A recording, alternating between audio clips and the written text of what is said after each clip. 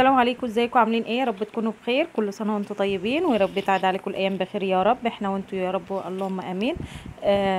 عاملين ايه؟ وحشتوني من الفتره اللي فاتت دي. انا عارفه ان انا ما كنتش بنزل فيديوهات، بس الحمد لله من النهارده بقى باذن الله هبدا انزل فيديوهات. انا عارفه ان انا قعدت فتره طويله عشان بس كانت عندي مشكله في قناتي، بس الحمد لله يعني اهو، ادعوا لي بقى.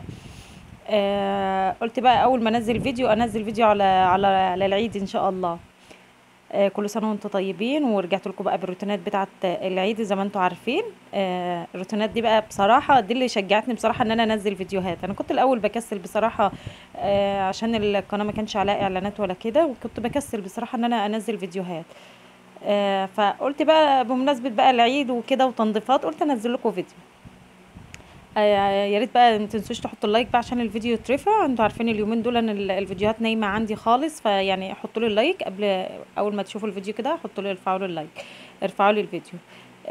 زي ما انتم شايفين كده، اول حاجه انا بدات بالاوضه عندي. بنضف الاول، مسحت الخشب كله ولمعته كله بملمع الخشب، وبعد كده فرشت السراير. طقم السرير ده جديد، انا بس فرشته بس من العيد اللي فات، وبعد كده غسلته وعينته وفرشته العيد ده. بس هو ما اتفرش الا فرشه واحده بس. زي ما انتم شايفين كده، انا مسحته كل العفش كله، وبعد كده رحت فرش السراير. والارض برضو مسحتها، بس ما كنتش لسه فرشت السجاد بتاعها، عشان انا بفرش الاول كل الشقه ستاير وفرش وكله، وبعد كده بروح فرشه السجاد. عشان لو بنفض حاجة او كده وقعت على الارض، يعني ما وسخش السجاد تاني. انا بحب كده دايما. يعني في ناس بتمسك اوضة اوضة، لا انا بحب افرش كل الشقة الاول الفرش، وبعد كده الارض امسحها واروح فرش السجاد. هنا كنت خلاص خلصت المروحة، كنت مشغلاها بس عشان كانت بتنشف الارض. عشان بس ما تقولوش هي الملاية بتطير ليه. هي بس كانت كنت انا مشغلة المروحة عشان بتنشف الارض الأوضة يعني. بس وهنا كنت طفيت بقى النور كده زي ما انتم شايفين. انا كنت مطفيه بس طفيت النور، الاضاءه بتاعت الاباجورات هي الاضاءه بتاعتها عاليه، على ما اجيب لها اتنين صغيرين شويه. بس كده، وخرجت من الاوضه كنت منضفاها بقى وخليتها زي الفل، والتسريحه وكله خليتها زي الفل.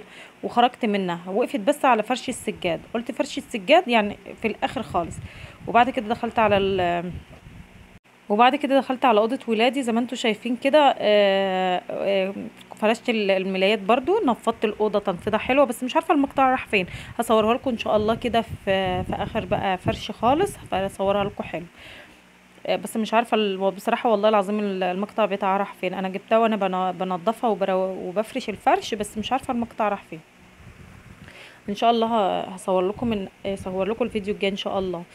آه، الاوضه بتاعت الاطفال برضو، هي طقم السرير برضو كنت جايباه مع طقم السرير الاوضه الكبيره، وفرشته برضو في العيد اللي فات، وغسلته وعينته وفرشته العيد ده. انا ما بشتريش الا هو مره بس في العيد، يا العيد الصغير يا العيد الكبير، اطقم السراير. وبعد كده رحت خارجه بقى على الركنه برضو غسلتها. الركنه عندي نظيفه طبعا، عشان انا ولادي قاعدين دايما في اوضتهم والتلفزيون في الاوضه بتاعتهم، اما في الركنه ما بقعدهمش في الاجازه ليه، عشان بيبهدلوا الدنيا. فبدل ما يبهدلوا الشقه كلها، لا بخليهم في اوضتهم يتفرجوا على التلفزيون في اوضتهم، وتفضل الشقه كلها نظيفه. هنا بس الركنه كنت بنفضها من التراب، يعني كده يعني بدل ما افضل انفض بحته وكده. فالفرشه دي جميله قوي، بتنفض التراب كويس. وبعد كده جبت طبق فيه شويه دوني، وبالجوند كده ومشيته عليها يعني يعطر الركنه بس مش اكتر. هي ركنه نظيفه وزي الفل، ما فيهاش اي حاجه خالص، عشان انتوا عارفين ان بقول لكم ان ولادي ما بيقعدوش على الركنه، فبتفضل نظيفه. بس مش عارفه الاضاءه كل شويه تغمق او تفتح لي كده، كده اللي بتغير لونها خالص. بس هي بصراحه نظيفه، بس انا قلت ايه اعطرها ايه عيد بقى وحاجات من دي يعني.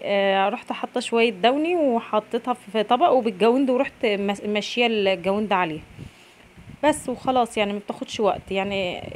برضو لازم اشيل تحت الشيلات بتاعتها. تحت الشيلات. انا بصراحه بشوف ناس والله العظيم بيشيلوا الشيلات بتاعه الركنه او انتريه، بتلاقوا تحتها حاجات غريبه. بس انا مؤمنه عشان احنا ما بنقعدش عليها. قعدتنا كلها في اوضه الاطفال بصراحه، فبتفضل الدنيا كلها نظيفه، وبتبقى الدهوله كلها في مكان واحد. غير لما بتكون مثلا قاعدين في الركنه، بتبقى الشقه كلها مهروسه. عشان كده بقول لكم انا عندي الدنيا نظيفه. وكمان من العيد اللي فات انا ايديا في الشقه دايما، سواء في المطبخ سواء في الاوض او في الحيطان او كده.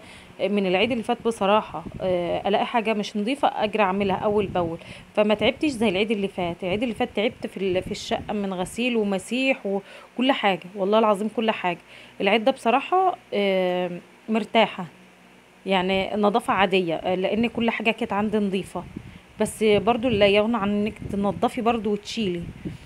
هنا الركنة بتقلب شوية، بتقلب الوان، تحس ان الجوند بيعمل فيها الاشكال دي. بس هي عشان قطيفة بتغير لونها رايح جاي، حتى تلاقوها بتخطط شوية وتتعدل شوية.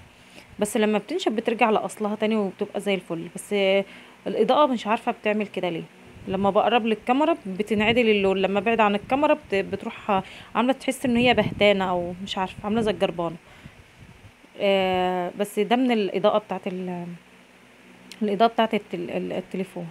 نيجي هنا بقى، انا خلصت الركنه وشغلت عليها المروحه وسبتها يجي ساعتين كده على ما خلصت المطبخ وغسلت صابونه الحمام. رجعت بقى للركنه، كانت هي نشفت اصلا، سبتها يجي 3 ساعات او اكتر كمان. وعملت الغدا كانت هي نشفت، رحت بقى قلت لا افرشها بالمره. هنا بقى الخداديات دي، انتوا عارفين ان انا لازم كل عيد لازم اجيب خداديات، اللي هي الكوشينات دي لازم اجيب كل عيد بصراحه. انا بحب اغير في الكوشينات بتاعه الركنه، حتى تلاقوا عندي كوشينات كتير اللي هي ابيض فاسمر، واللي هي بتاعه الركنه الاساسيه. عندي يجي 4 تطقم. بحب انا كل عيد اجيب بصراحه. يعني ايه، بحبها زي طقم السراير كده، احس حاجه جديده. وانا بمل من الحاجه الثابته عندي على طول. يعني انا ما بحبش الخداديات اللي انا عاملاها مع الركنه بصراحه. بحب اغير. يعني بتاع الركنه قليل لما احطه، يعني بحب احط اللي هي، عشان ركنتي اصلا ساده، والخداديات كمان معموله ساده، هي كلها كانت ساده في ساده. بحب احط معاها منقوش، يعني اجيب معاه منقوش. العيد اللي فات كنت جايبه اللي هو اللي انتوا كنتوا، لو انتوا بتتفرجوا على فيديوهاتي، اللي هو الزجزاج الابيض فاسمر، لو انتوا فاكرينه. وكان عندي الساده منه. غيرت بقى المره دي دول.